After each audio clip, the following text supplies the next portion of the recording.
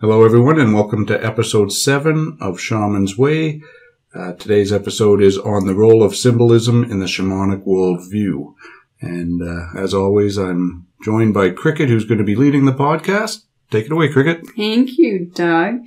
So before I get into the juiciness of symbolism, I'm going to get into what Kriket's view of the shamanic worldview is. So if we look at worldview as how we perceive things. So it's the outlook of the universe that is characteristic of a certain people. So later in our talk today, I'm going to discuss some of the aspects that are similar in Mongolian shamanism, same as the Huichol peoples of Mexico. So that's where we're going to get the worldview and that characteristic of a people. So the worldview, it differs from culture. It differs from mode of thought as well as national character. So bear with me. These may not be terms that you're necessarily familiar with, but I love my anthropology, and this is where my brain is coming from today. So the worldview is a picture of the members of a society, and these all have properties and characters all within their, they've developed together, so they have stages of actions, they have what you could consider a national character, so an identity. So the national character, though, it refers to the way that these people look to the outsider looking in on them. So as an anthropologist, we would look at a culture and say, this is the national character. This is how we see them. Worldview, on the other hand, refers to the way the world looks to the people looking out. So of all that is connotated by culture, worldview attends especially to the way a person in a particular society sees themselves in relation to all else. It is the properties of existence that are distinguished from and related to the self. So we're taking into account that it is outside of ourselves, but also in relationship to ourselves. So in short, it's a person's idea of the universe. It is the organization of ideas which answers to a person, to a society, to a tribe, the questions of where am I, among what do I move, what is my relationship to things, what self is the axis of the world view. So that is where I'm coming from in respect to the world view. Now, I would like to share with you a discussion that comes from a really incredible anthropology text called Shaman. And there will be a reference or a link to this particular website at the end. But it says that a human being consists of a body and one element or more that can separate from it and which survives death. The latter is what is usually called a soul or souls, giving this word its more general significance. The fleeting departure of the soul during night explains dreaming. Its prolonged absence accounts in part for illness, and its definitive separation from the body means death. So if we look at the worldview further, we can see that the world has a double nature. There is in this world the profane and the visible, and there is the other world, invisible in normal times to ordinary people, the world of what we've become to call supernatural. But really, it is the sacred world. It is the world of the spirits, gods, goddesses, and their emissaries to the worlds, the spirits of all kinds. So animal, everything, vegetable, benevolent, pathogenic, the world of masters of animals, of ancestors and ghosts. So here we get further into what is the worldview. So all societies have two terms to distinguish what concerns this world and what concerns the other, to separate the profane from the sacred or the banal from the supernatural. So it is, this two-world reality that seems to be quite essential. It is either absolute nor immutable. And the boundary between the two, as we all know, is constantly fluctuating. So the meaning of this world is given to it by the other world, which is always present within it. And I know that's kind of like a paradox. However, bear with me. The other world and all of its denizens are hidden within it, dwell on it, and penetrate its entire extent, governing it, animating it. So beings in this world can turn out to be emissaries sent by the beings of the other world. So how many times have we run into an angel on earth? Or how many times has someone given us a message perfectly that we weren't expecting? So humans experience this fact almost every day because of an extraordinary event, like a misfortune. So the other world is anthropomorphized. It is a projection of this world. So the beings that populate it are driven by the same thoughts and passions as those of the human beings who imagine them. Think of your Greek myths and your Roman myths where you have gods and goddesses acting out, humanistic desires and humanistic aspects. So we are creating this worldview. This is where cosmogony becomes cosmology, and this becomes the worldview. So it is only within understanding the worldview are we going to get anywhere in understanding symbolism. So the reasons that more commonly justify the persecutive aspect of it is summarized in a metaphor, and it's from the hunter-gatherer societies. The beings from the other world behave like hunters towards humans, since the latter destroy their animals and feed themselves. So more generally, humans behave like predators towards the environment, which is in fact controlled by the other world, by the spirit world. So hunger, drought, illness, and death are some of the ways in which humans pay their debt to this other world, to which subsist they plunder incessantly. In fact, the beings of each world are a game for the other. So it's almost like never forget. Not only are you the chaser, but you are also the chased. So this direct cycle of exchange, many societies add a longer cycle with it. So it gives a deeper meaning to a death, to the idea of exchange itself. The cycle assumes that the souls of humans are finally released in death, and that these souls contribute in different ways to the recapitulation, the regeneration of a society and the environment through reincarnation, or a return to earth, for example, as rain. So there are different ways of how the world, the dualistic or the duality of the human being within the world. So in talking about symbolism, I want to talk about the some of the journeys that I've done in the past. And many times in journeys, we've had symbols and images appear, and they're often in random patterns. And our journeys are similar to our dreams in that the images we see come from a specialized shorthand. What do I mean by that? We are a mythopsychological human being, and symbolism is that aspect of how we interpret that mythological reality that we have. The journeys appear to be three journeys or dreams, taking this from more of a Jungian perspective. He talks about dreams and different layers of dreams, but from a shamanic perspective, I'm going to take it into also the different layers or deeper aspects, the third layer of dreaming being that journey layer.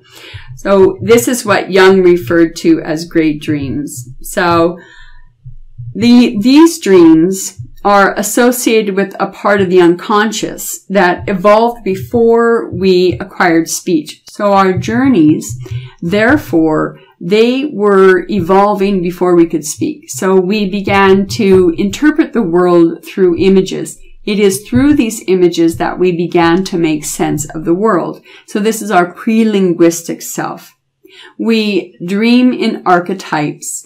It is an amazing part of this shamanic journey to conceptualize a place that goes, I kind of see it as a deep ocean of ideas, pictures, symbols that we delve into, and they have been brought upon and gathered upon outside of ourselves and been developed throughout the ages, I believe by each person dreaming that archetype, adding another layer, another vision, or another aspect of that archetype. So I believe that the deeper we evolve as human beings, or the higher we evolve, I don't believe that they're really different, that we gain a deeper understanding of the archetype.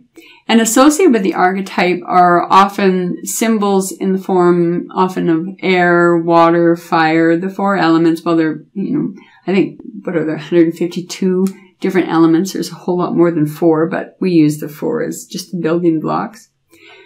Symbolism, symbols and events are connected by meaning rather than by appearance. So I'll give you some examples. So the world tree, the roots of the world tree, this is the animalistic side.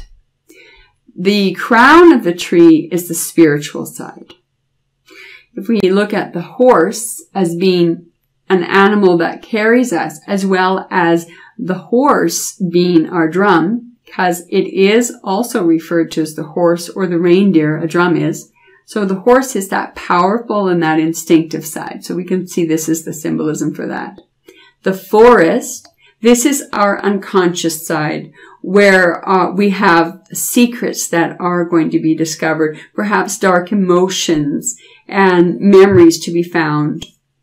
The inverted tree. So this is the creative power of spirit descending into the human form. We have spider, which is the great mother in her devouring self. We have the spiral, that is the ancestors believed in the existence of the physical as well as the spiritual. So the number 2, so it flowed in a spiral. We see it as the solar and the lunar, the masculine and the feminine. So the spiral is even shown in certain respects in the Ouroboros. If we were to spin the Ouroboros down, we could see that relationship between the duality. Again, that's another symbol of duality as well as the spiral. We see 2 trees, 1 root. So this is the duality emerging from oneness, and yet it's retaining their connection. So it underlies appearance.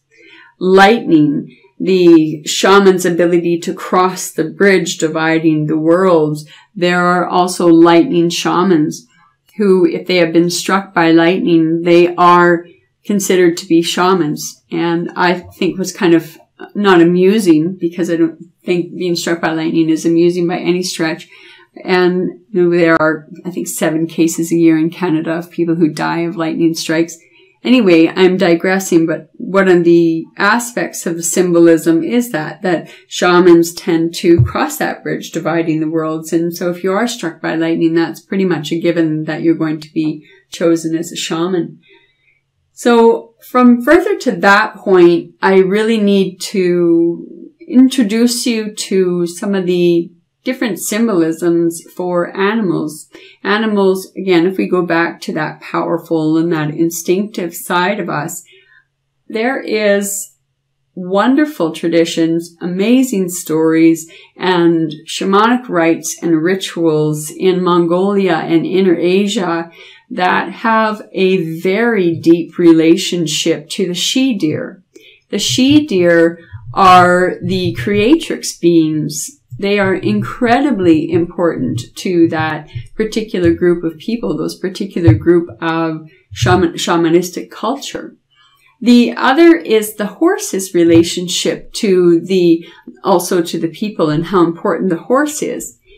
So in the relationship between the deer and the horse, the deer is often given poems or incantations or shamanic rites to the animals. So the shamans would go to the horse of the particular person journeying and would invite the she-deer to come into the horse and would say to the horse, the she-deer will, she will see you on the other side. May you have a good journey. May you journey well. And these prayers were prayers of the she-deer, and they're still given prayers to the people who ride from one place to another, because many of them don't have cars in Upper Mongolia or in Siberia. So, there is still that mode of transportation for a horse.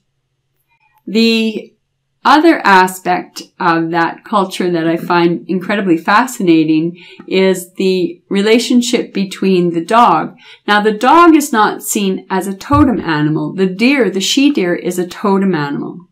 The dog, I wouldn't even deem to call it a power animal because I think that would be insulting. But in their culture, it's a helping spirit. And there are many references to the dogs. And the dogs are an important helping spirit because they were the hunters for the tribes. And this was the domestication of animals. This was the domestication of a dog in order to help the humans survive. And dogs were domesticated, as many of you know, long before horses were. And I'm not even certain if their steppe horses had even arrived in Inner Mongolia when the dog stories became an integral part of the worldview of the people in that region. And the dogs would often be considered psychic guides or guardians in that they would know when danger was coming ahead of its owner or coming ahead of its family that it protected. There are many references to the dog as a symbolic of a helper spirit within the worldview of the Mongolian people. If we cross the oceans and we come into another beautiful people, the Huichol peoples of Mexico, they also have an amazing relationship with deer. The relationship with deer for them is in relation to peyote. And the peyote is a gift from the spirit deer that the Huichol people accept as one of their creators and also feminine. And they have within their mythology, within their worldview, that wherever the sacred deer stepped, that is where the peyote cactus would grow. It's not unlike the Christian mythology where we have the poinsettia plants. And I think the reference to the poinsettia plant, and whether this is a modern belief or no belief, I'm not certain how old poinsettias are, so somebody can correct me, I'm sure. However, wherever the foot of the camel was set upon the desert sand, traveling towards the baby Christ, would be a poinsettia that would grow. And I don't know whether that's true or not. However, it is a part of the worldview as well, from a Christian mythology and from the culture of the Christian humanity. When we come back to the Huichol peoples and their relationship to the deer, so sacred was their journey that they traveled 300 miles in order to find the places in the desert where the peyote grew. This was long before the days of cars and big trucks to travel. They would travel by foot. They would travel by horse. They would travel by mule. They would have ways of carrying themselves. And this was a sacred journey to find the peyote cactus. The peyote cactus only blooms after, I think it is 20 or possibly 25 years. So it is a very long growing plant. So the Huichol people have a very long relationship. So that worldview, that dual worldview of that sacred and the profane, or the banal and the supernatural, and any initiation is also a symbol. So it is an initiation rite to travel those 300 miles to cross the threshold to work with, the grand deer and that beautiful spirit of peyote. So therein lies symbolism as well. We find symbolism not only in the stories, but we also find the symbolism in their arts and in their crafts. When we view the Mexican Huichol peoples, you will often see the peyote flower surrounded by beautiful images of the deer. So those are aspects of symbolism. Another aspect of symbolism, when we look at our journeys, we look for what does water mean to us? What would a tree mean to us?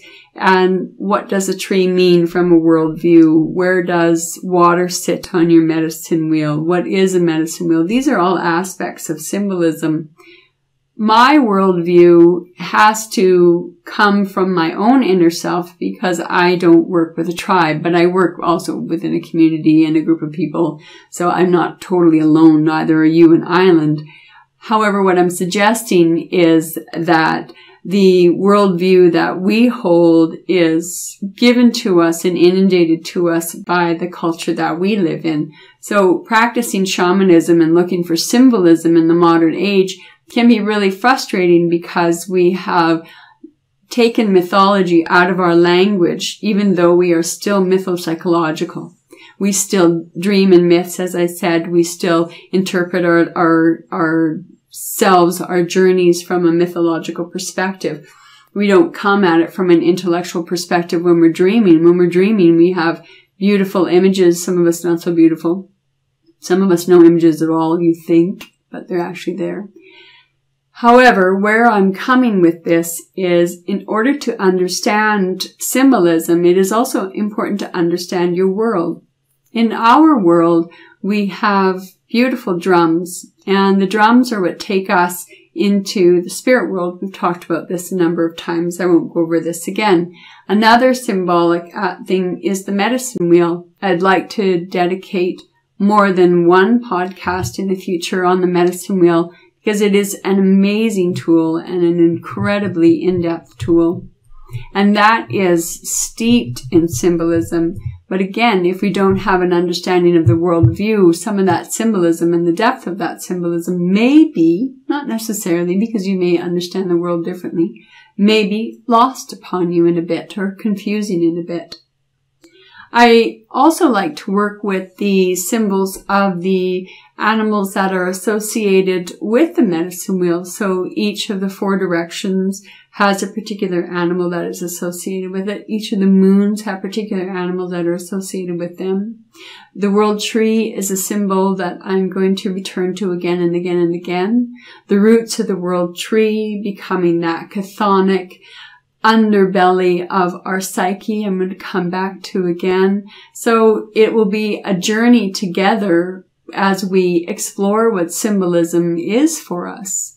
So the taste is to be able to get ourselves with a good understanding of the world around us. When I'm outside and I have finished or about to finish a ceremony outside and I hear a bird call, I know I take that as being, oh yes, your ceremony is ready to be over. If I feel that animal or the spirit world, that other world, that dual world interacting with me, I know that I am in relationship with that world. And I have that relationship with the animals. And in that regard, I'm looking for their cooperation or their wink that I'm doing okay. And if I didn't understand symbolism, I'm not sure I would get that wink, or I'm not sure I would necessarily catch that small part.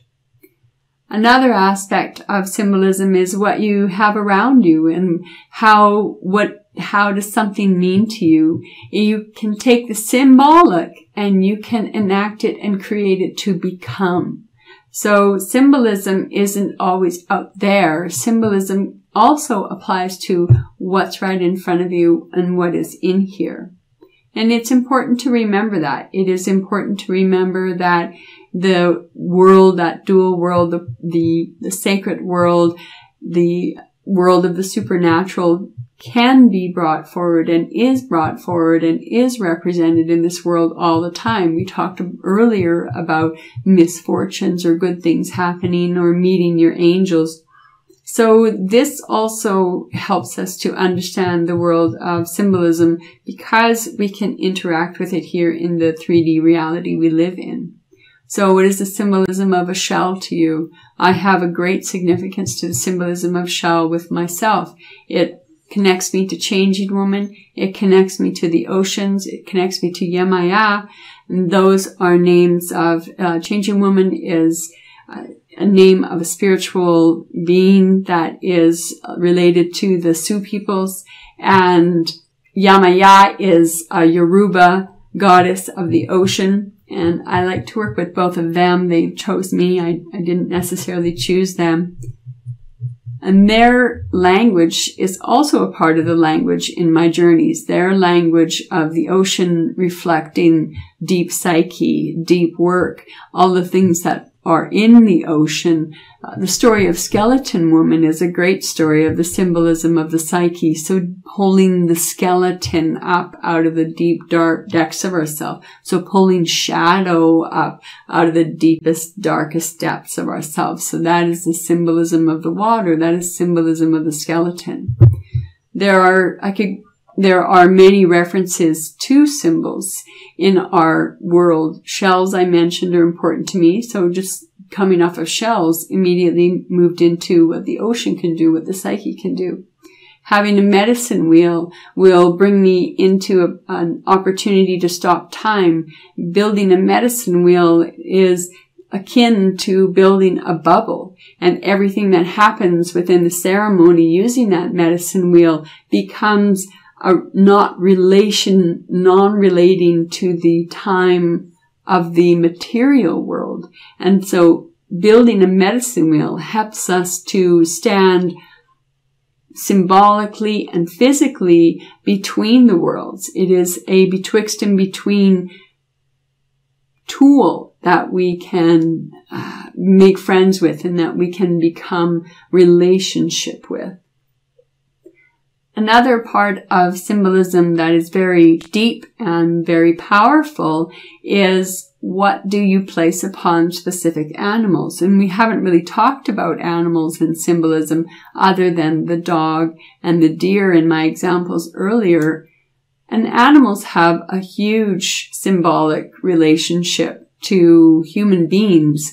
And there are relationships that are built in order to understand the world again around us. So we're returning to that original worldview. So if we look at the symbolism of bear, then we look at the symbolism that this is a creator being. So the symbolism of bear can be a grandmother, a grandfather, father bear, born of the bear, born with the bear. The circumpolar nations, the circumpolar Eurasian nations have long-standing history with bear and many mythologies and many symbolisms in their worldview of bear. Living in Alberta, there certainly are many bear stories. In urban Alberta and in modern Alberta, now we have stories of bear as being a scary being. See how our mythology has changed us. So now we don't want to go in the forest and we don't want to meet a bear because we could get mauled by a bear. And we don't, we hear these stories on the news, but we never hear the countless times that people have hiked and unconsciously walked past a bear because a bear couldn't give a care in the world that you're there. And every once in a while, a bear does care, and we get to hear about that. So we change our mythology. We change our worldview that the world is a scary place instead of a safe place. Working with shamanism helps to change and modify our perception of the world. And again, we've done a podcast on the shaman's view of perception, and this comes into play with that again, is that view of perception. The world view is a view of how do we perceive the world around us as safe or not safe. Again, taking care is always important, but understanding our relationship to the natural world is also very important. The symbolism of minerals and semi-precious stones and stones in and of themselves are a huge proponent, not only in building the medicine wheel, but in the modern practice of anything. There is a flood of crystals in any particular store that you go to that specializes in shamanic or alternative religion or whatever you want to refer to it as. And so you'll also see lots of crystals. That is not brand new from a shamanic perspective. There are Australian Aborigines that cut open the skin of their initiates and place a crystal within their body, and that crystal is related to the tribe that raises them, related to the song line that they're singing, and that related to that piece of earth. So it's a very personal symbolic of their worldview. That crystal is an encompassment of their worldview. I'm not certain if we insert crystals into our body now, we would have that worldview, but maybe we would have a singular relationship to crystals. And I think the explosion of crystals on the market is going to take time to learn the actual symbolism of all of the stones. And there have been really incredible minds that have put together some fascinating encyclopedias on stones and what those stones mean and what vibrations they have and so on and so forth. So rocks and stones are also very important aspects of the symbolism of shamanism in the modern age. And I would like to discuss very briefly the time in regards to the relationship and the symbolism of the mask. The mask is deeply related in shamanism, and the mask is deeply related to that entering the betwixt and the between, or becoming encompassed, fully possessed by the being or the mask, or what you are entitling yourself to experience by making a mask, what you are inviting in to dance with you or to sing with you or to ritualize with you as you create your own mask, if you do, or find a mask which encompasses those things for you. Masks are vitally important in almost any culture, whether you look at the Polynesian cultures, the beautiful masks of the West Coast Native cultures, the beautiful masks of the Oglala Sioux.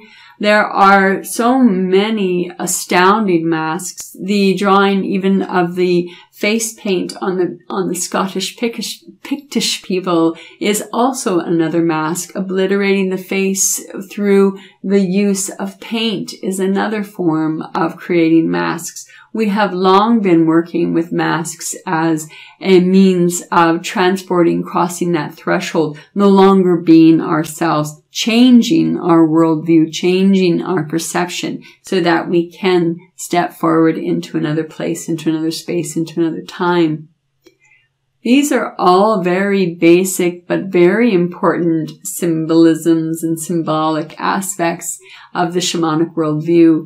And there are many, many more, and we will continue to talk to them and about them in future podcasts. And if you have any questions or if you have ideas for podcasts that you'd like to hear about or some thoughts about, I would be delighted to hear from you.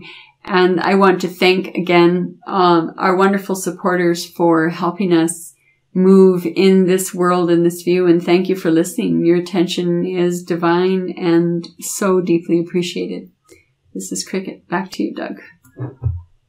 All right, that was a much deeper talk than some of our others that we've had, but very, very cool. I know we're trying to keep these to about a half hour, and we're running over, but I did have a couple questions that popped into my mind that I want to ask you about. Love it. What really kind of struck me there was when you were talking about bear and the myth, the changing myth of bear and how it's gotten to become a scarier one. And just thinking about what's going on in the media today and different things like that, it seems that one of the phrases out there that defines media is if it bleeds, it leads. And I'm just curious, how much do you think media plays in a role of our current day myths, given that most of us are pretty modern and live in urban centers? I think media has a large role to play in it. The media that applies to the common person, not the media that somebody would seek to find the symbolism of bear in. I think you're right. A mauling by a bear is a sensational story, especially when, we live so close to the mountains and there are bear attacks that do occur.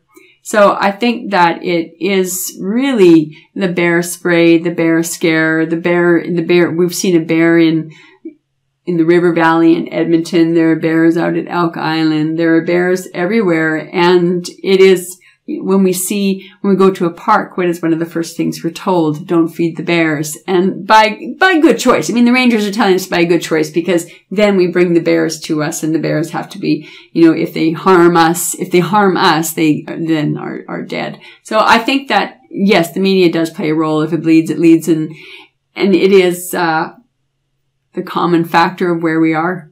Yeah, and I kind of think that tends to expand beyond just bears. It's every day.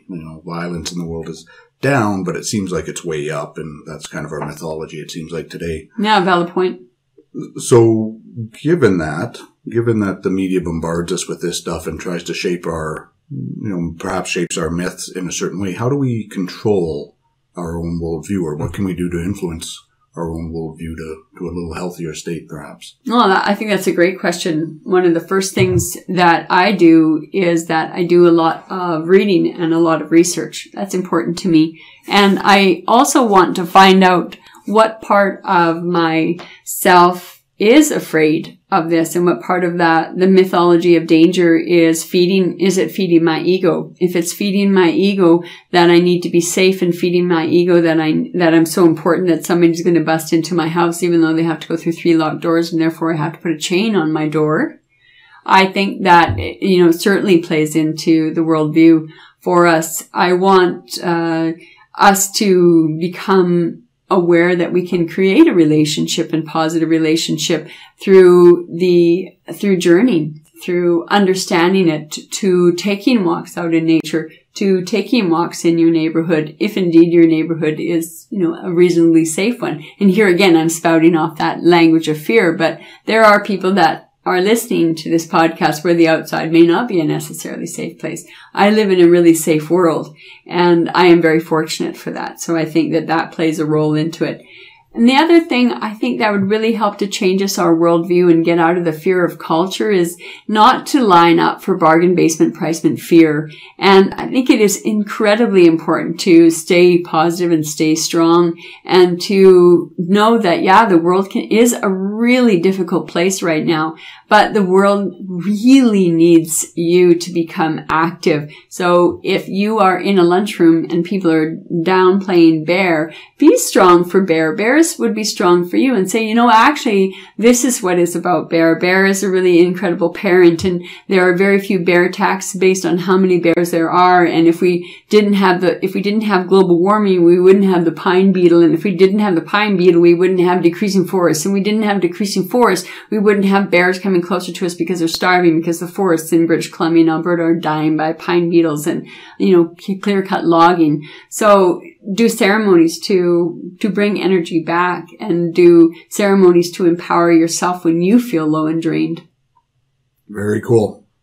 All right, that's it for this episode. As Kriket mentioned, we welcome all comments and feedback. Just head over to shamansway.net, and we look forward to hearing from you there. And we look forward to bringing our next podcast in a couple of weeks. Cheers. Thank you.